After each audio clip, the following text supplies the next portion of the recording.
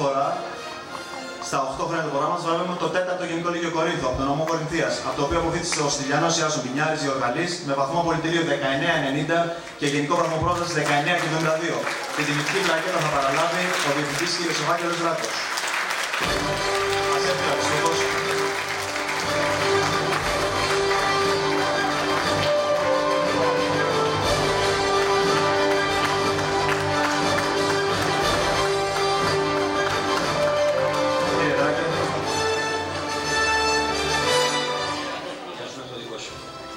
Συγχαρητήρια Ιάσουνα, συγχαρητήρια σε όλα τα παιδιά, συγχαρητήρια στους γονείς τους, τους εκπαιδευτικούς, συγχαρητήρια για, για αυτή την κοινωνική βοήθεια και προσπάθεια που κάνει όλα αυτά τα χρόνια η Eurobank. Εύχομαι σε όλους σας καλές σπουδές και με το καλό να γίνετε καλοί επαγγελματίες. Γεια σας.